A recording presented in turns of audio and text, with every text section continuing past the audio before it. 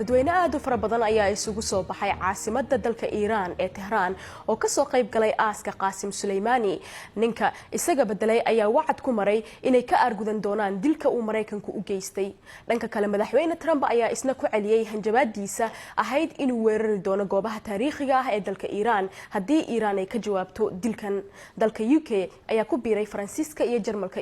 isagoo ku baaqay in la isxakameeyo Cabdiraxmaan Bidan ayaa inoo haya haddii aad rabto inaad ogaato meeqaamka uu Iiraaniyiinta ka taagnaa Qaasim Suleymani halkanuun eeg kumanaan qof ayaa xadreeyay wadooyinka Tehran si ay ugu barordiiqaan dhimashadiisa generaalkan Iiraaniga ah ayaa waxaa laga yaabaa in taliye aan naxariis lahayn looga yaqaano waddamada reer galbeedka laakiin halkan waxaa looga yaqaanaa halyey qaran iminkana waaba shahiid kadib markii ay Mareykanku dileen generaalka ayaa inta badan lagu tilmaami jiray ninka labaad ee ugu muhiimsan dalka Iiraan saakana ninka ugu awoodda badan dalkan hogaamiyaha sare Ayatollah Ali Khamenei ayaa naxashkiisa duca ku dul akhriyay isla markaana ku dul ooyay iyagoo waayay ninkii isku xidhayay xulafada Iiraan ee bariga dhexe ku baahsan dadka ayaa ku baaqaya argoosi taliyaha cusub isaga bedelay oo noqonaya madaxa ciidamada khaaska ah ee kacaanka qaybta Qudus Ismaaciil Ghani ayaa ballan qaaday in ay Iiraan gobolka ka saari doonto ciidamada Mareykanka waxa uu yidhi Ilaahay baa ballan qaaday in uu u argudi doono dilka Suleymani isagoo intaasi raaciyay in hubaashii buu yidhi argoosi uu dhici doono hadal laga sii daayay telefishinka dawladda ayaa gabadha u dhalay Suleymani ay uga digtay madaxweyne Trump in dhimashada aabaheed ay cawaaqib yeelan doonto Mareykanku iyo Sahyuuniyiintuba ha ogaadaan in shahiidnimada aabahay ay dadka dareenkooda kicisay isla markaana xoogaga iska caabintu ay tusin doonaan maalmo madow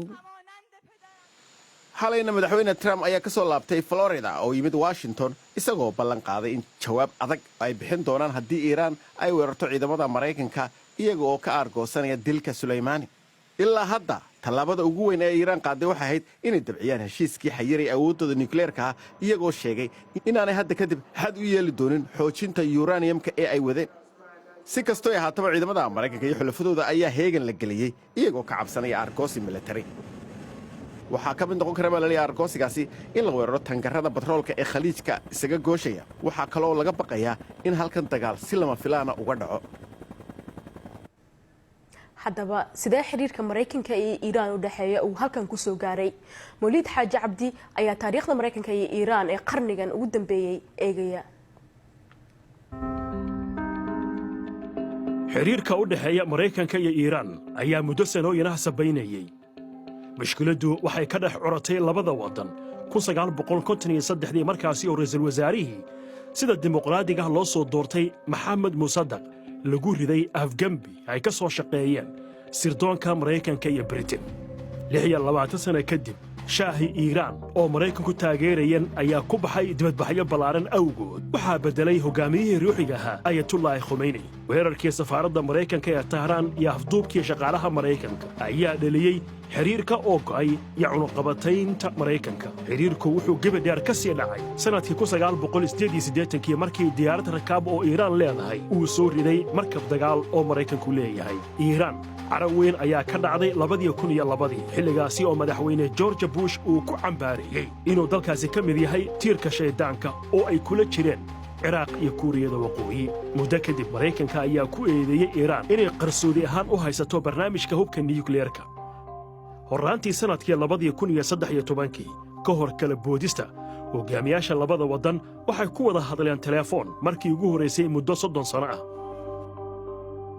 kadib 2015 heshiis caalami ah ayaa la gaaray Iiraan waxay aqbashay inay xakamayso hawlaheeda nuclearka ayna ogolaato kormeerayaal caalami ah iyadoo ku bedelanaysa qaadista cunaqabataynta dhaqaalaha cuuriyaamisay ay yeeshee 3 sano kadib madaxweyne Donald Trump ayaa ka baxay heshiiskii nuclearka wuxuuna dib u bilaabay cunaqabataynta Iiraan xiisadda ayaa si degdeg ah cirka ugu sii kacday 2019 Mareykanka ayaa ku eedeeyay in Iiraan ku weerartay maraakiib saliidda qaada gacanka Cumaan tobanlaha cusub ayaa la yimid xiisaddii ugu weynayd sanadkan